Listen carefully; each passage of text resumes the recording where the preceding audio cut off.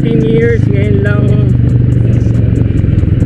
napiyak ang makina nito, ngayon lang siya na-open after 14 years, around 40,000 kilometers. So sinek namin ng mekaniko at saka ako mismo, okay pa yung ano, okay pa yung clutch lining after 40,000, okay pa. Bumili ako ng aftermarket, di namin kinabit, maganda pa rin yung nakakabit.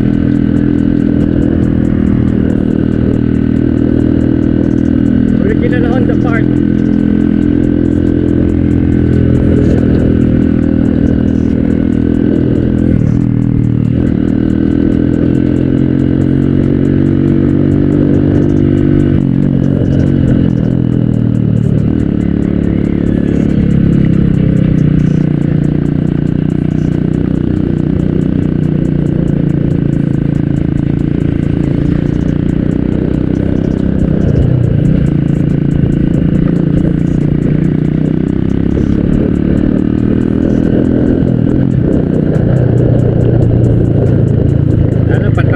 Talaga to, para nakakapagod sakyan.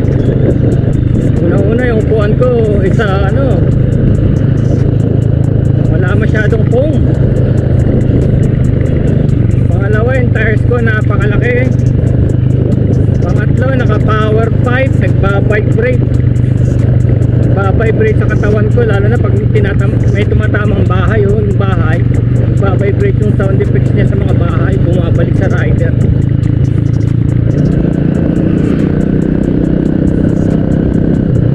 Natin matitesting nga yung clutch. Since clutch ang ginalaw natin, matitesting natin dito.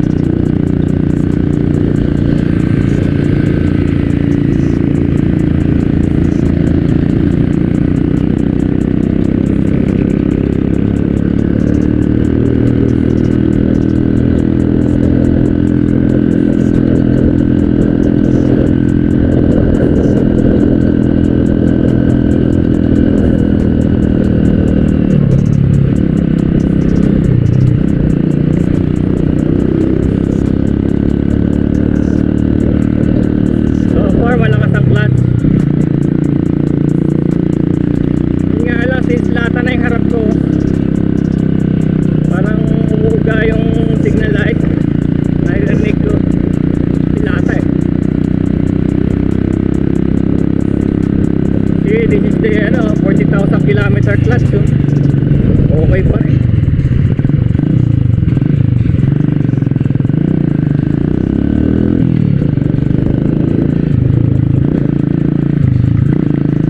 Okay pa rin siya.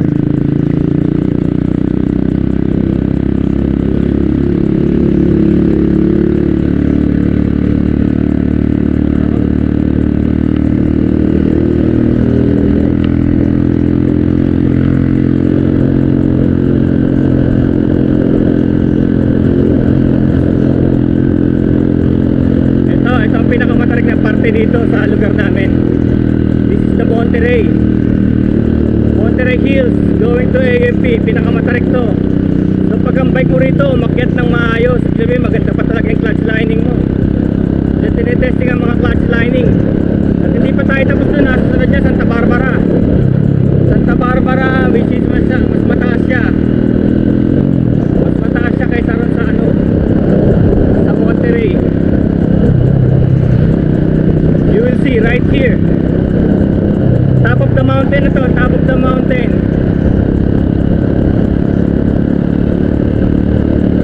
Yan o.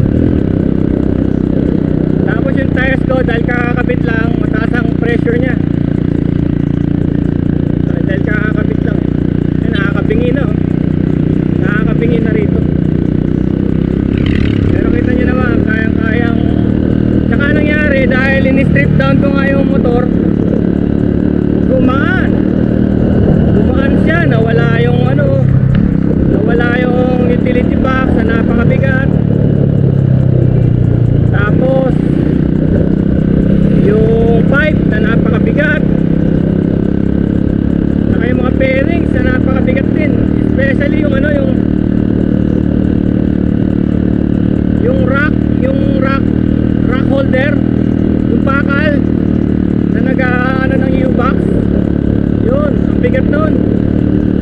Bigat ng pagkakagawa nun. Kaya pagkakalas ko nun, nararamdaman ko agad. Kaya tignan nyo, oh. Second gear lang to, ha. This is second gear. Pero tignan mo, nagka-climb siya ng ano. Tapos dinala ko na sa Ride Academy itong ano eh, itong bike, diba? Itong Sunday night, dinala natin sa Ride Academy. So kahit na Chinese yung mga tires na expired na, galing kay Kono Eastside, nag-ano pa rin, may grips pa rin.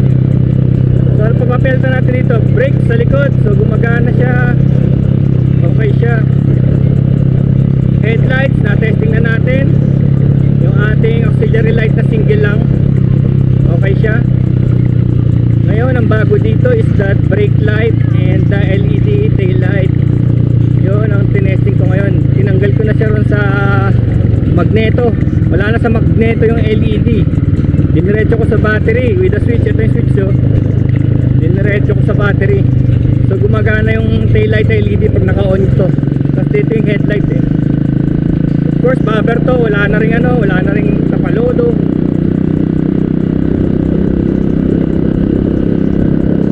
So yan, nandito na tayo sa ano, sa AFP housing. Okay naman, kayang-kaya. Yan lang, masakit sa wet packs. Siguro kaya ko pa tayo Marilake. Masakit sa wet packs. Tignan na natin ha, bago yung oil. Tignan natin kung may leak kasi crankcase yung ginalaw eh. Crankcase. Tignan natin kung may leak. Sana wala.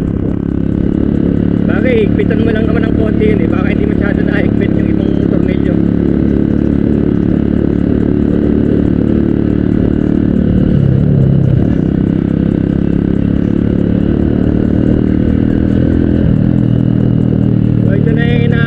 Nating AFP housing. Yung pipe ko is SC project na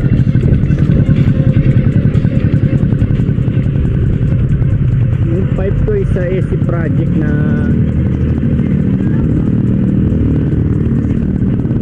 imitation, bawal daw maingay. Hindi tayo pwede pa dito. Pero naka silencer ako, yun nga sasabihin ko sana, naka silencer tong pipe, so hindi naman siya talaga maingay. Nga lang, dahil di ako sanay sa ganito, lalo na yung rouser tsaka yung dating itong pipe, ako napakatahimik.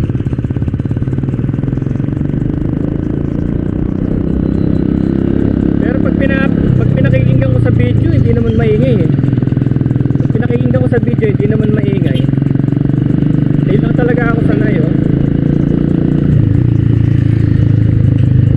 Nangyayari yan, kaya maingay lang naman dahil kulog na eh oh. Kulog na, may mga bahay na sa kaliwat kanan eh. So bumabalik sa akin yung sound. Hindi naman na nakikita ko dyan eh.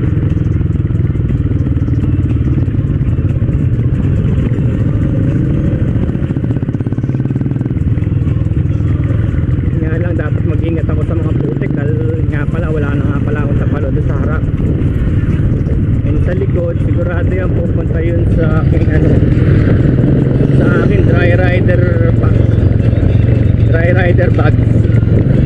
Doon pupunta yan. Kaya ayan o, dahil matigas yung gulong ko, medyo ano, sakit talaga. Hindi ko pa tinignan eh, dahil simulang kapit dapat ganun eh. Kaya mo muna mag set in yung gulong.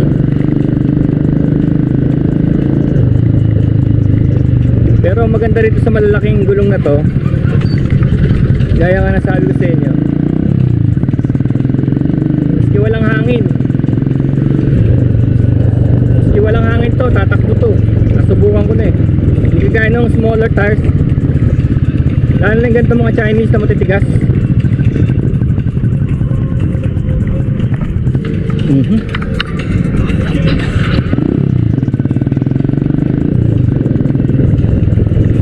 Lalo yung mga ganitong Chinese tires na matitigas, talagang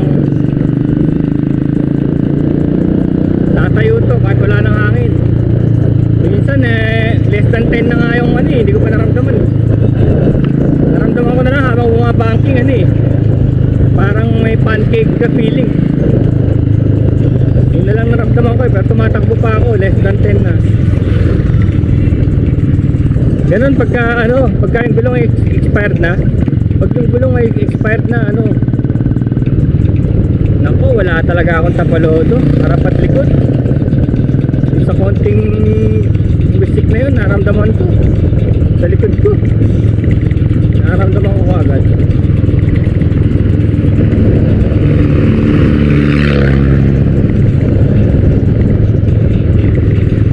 Tao dito, walang helmet.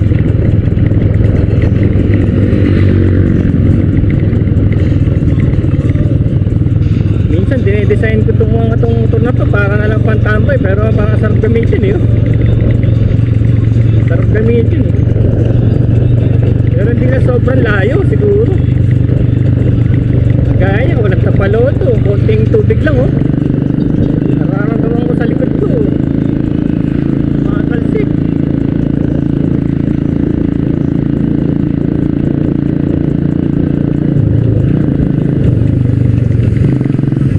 Talagang estranghero ka parang feeling mo rider of the lost world yun. Ayos, pag uwi mo sa bahay putik-putik ka, pati mga gamit mo, pati bag, pati damit, jacket, kung may angkas ka, kawawa.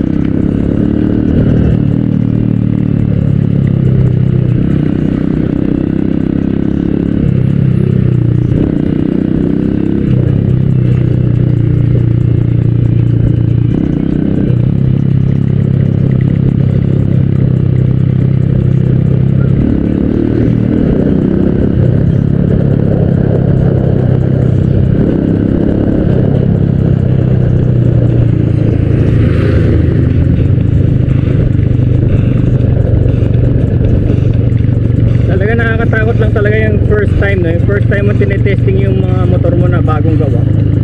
Nakakatakot lang pag first time kasi maraming pwedeng unang-una bago rito, wiring. Ang wiring nito bagong bago, so hindi mo alam kung tama ba yung wiring mo, kung walang madidikitan na, kung may nakalimutan ka bang exposed wire na pwedeng dumikit sa ground, sa body ground, yun, pwede mag-start ng fire yun. Nagkikwento ako sa inyo. Ako kasi pagka hindi ako bumabiyahe ng halimbawa kagagawa lang ng bike, tapos magbiyahe ka na kagad ng malayo yung a day before, hindi ko ginagawa yun. Dapat sana 1 week before testingin mo muna yung motor, testingin mo muna. Mahirap mawala ng hindi, yung ibang lugar sa Pilipinas hindi kagaya ng Maynila na maraming parts, kaya hindi mo pwedeng sabihin na marami kang makukuha parts sa ibang parte ng Pilipinas. Walang gano'n, kahit dyan lang sa bandang Ilocos hindi mo na makikita yung mga pyesa rito na nakikita mo lagi dito sa Caloocan.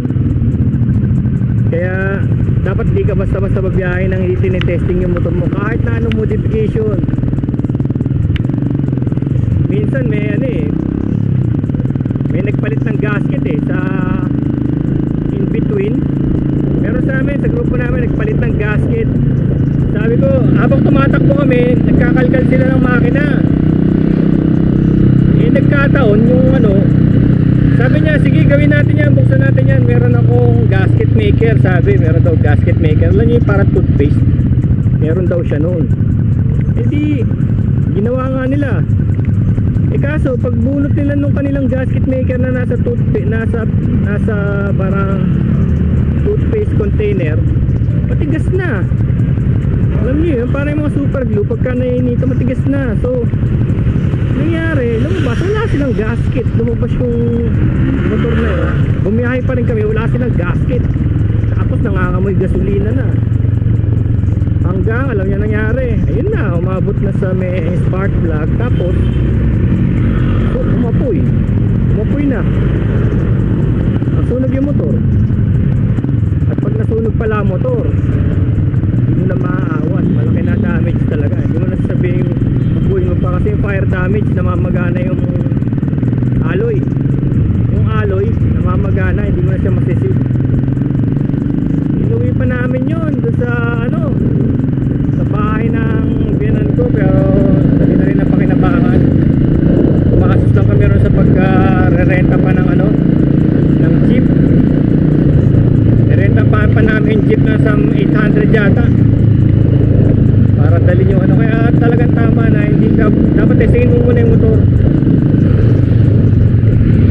Kagaya nito, hindi ko to kailangan testingin ko muna agad to eh. Tignan ko kung may mga leaks eh. Mahirap yung wala tumatagas pala yung ano, yung inakabahan ko baka tumatagas yung oil.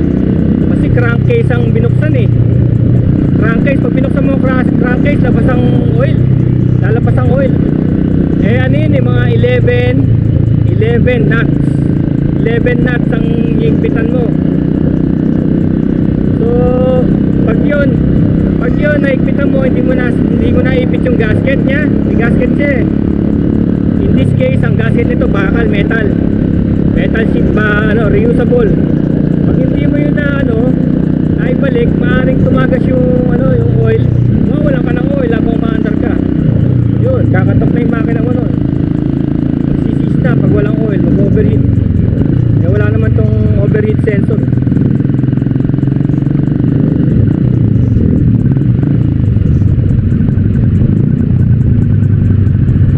Siyempre sa simula lahat ng kinakabit mo rito mangangamoy muna. Kagaya niya, may nilagay ako rin sa pipe na ano, para anti-heat, yung anti-heat wrapper, parang tape, anti-heat tape, yun mangangamoy muna yun bago maging normal ang amoy sa simula.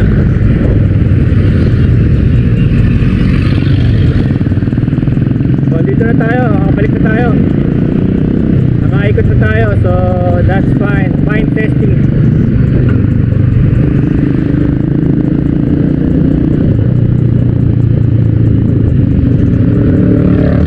Nag-enjoy naman ako. Okay okay itong bike na to. Kasi sinasabi ko eh, dapat hindi ka bili ng bike eh. Wow, Dunkin so. Sometimes hindi mo naman kailangan bumili ng bike. Gusto mo lang i-modify siya para mag-iba naman siya.